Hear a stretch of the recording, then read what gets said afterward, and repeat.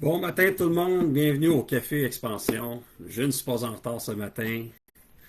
C'est la relâche, donc les enfants, hein, il y en a partout. Chez nous, il y en a quatre, ça bouge à gauche, à droite. Fait que pour passer au travers de ça, pour que ça puisse être possible, ben, je vous présente premièrement ma tasse ce matin, qui est la tasse. Attendez un instant, je vais replacer mon écran.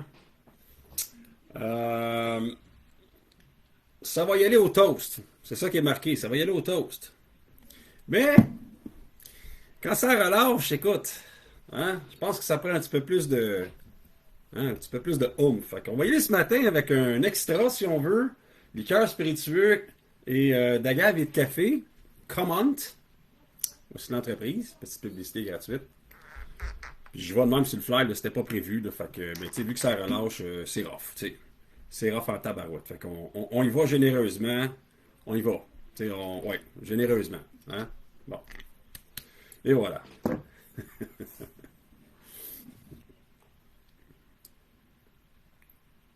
Et voilà. OK. Donc, santé.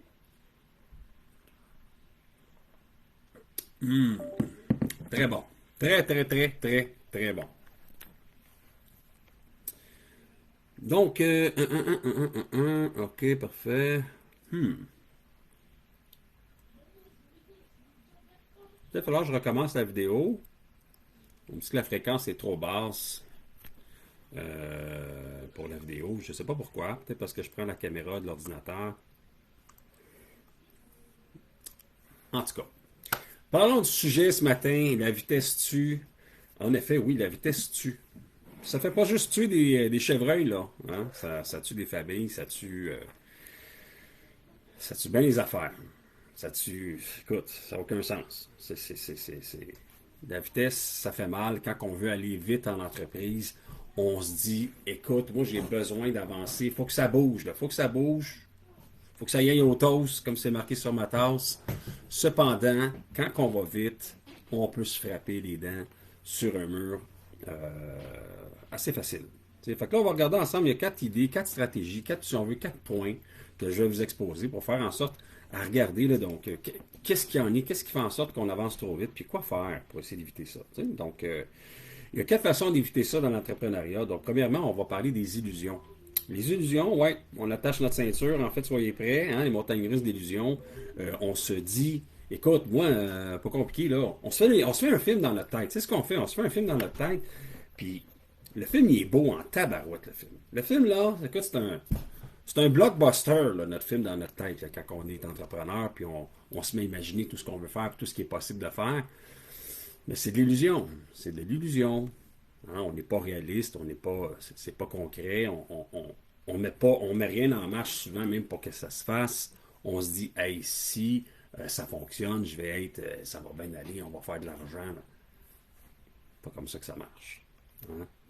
Le danger, c'est que personne ne connaît vraiment c'est quoi être un entrepreneur avant de le devenir. Donc, tu sais, encore là, c'est pas enseigné sur les bancs d'école.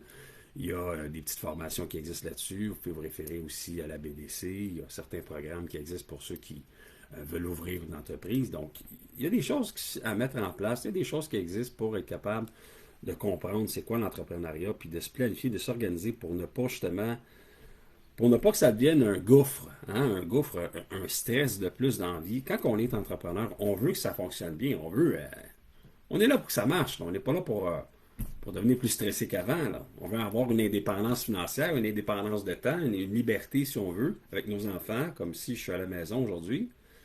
Pas possible si je n'étais pas entrepreneur. C'est sûr que ça se met de relâche, j'aurais peut-être pris 3 4 jours de congé, hein, mais bon.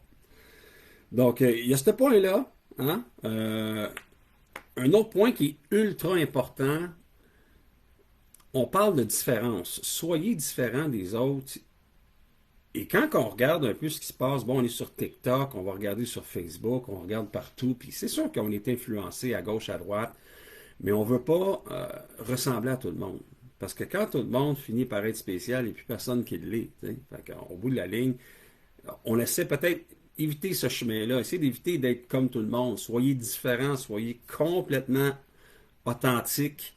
Et quand je dis différent, c'est qu'aujourd'hui, on a la chance d'avoir d'être dans une société où les différences sont acceptées, où c'est possible d'être 100% différent, puis que les gens quand même nous considèrent. On n'est plus au Moyen Âge. Là. Donc, il faut arrêter de se laisser influencer par TikTok, Facebook, Instagram. Il faut décider où est-ce qu'on s'en va, puis il faut avoir nos propres couleurs. Puis ce qui est plus difficile en entrepreneuriat, c'est ça, c'est d'avoir une identité et de garder le focus, ce qui m'amène à mon troisième point. Le focus, écoute, ça n'a aucun sens. On dirait que tout le monde est TDAH aujourd'hui. Tout le monde est sur le... On essaie tous de faire 15 affaires en même temps. On se met le nez à gauche, à droite, on commence quelque chose, on ne le finit pas. OK, on veut être la saveur du mois sur une façon de faire. On voit quelqu'un qui marche bien sur Facebook, je veux être comme lui, je veux faire ça. OK, on va se mettre à mettre de l'énergie et du budget pour que ça se fasse.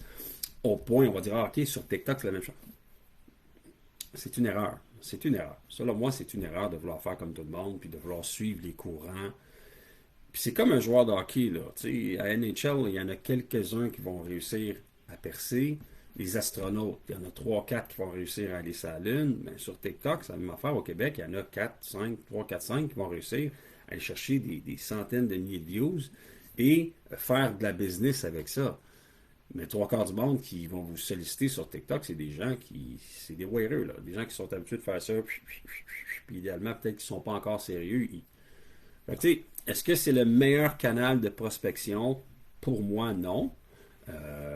C'est à vous de vous poser la question concernant ce canal-là. Est-ce que YouTube ne serait pas un meilleur canal de diffusion? Ou encore là, faire de la publicité sur Google, Facebook, ou encore là, même aller sur du porte-à-porte. Il y a plusieurs façons de faire et les anciennes façons de faire sont encore très bonnes. Il n'y a pas de meilleure ou de pire façon de faire. Ce qu'il faut juste faire, dans le fond, là, c'est garder le focus et éviter d'être un peu partout éparpillé. Puis tu sais, le lion, là, c'est le roi de la jungle, là. C'est pas pour rien, là. Hein? Puis le lion, je ne sais pas si vous le savez, là, mais sur 85% de ses proies, il échappe son coup, là. Il échappe la shot, il n'est pas capable de le faire. À 85%, il échoue. Il y a 15% de succès, puis il est considéré comme le roi de la jungle. Si on veut, peut-être plus le roi de la persévérance. Puis c'est ça, un entrepreneur.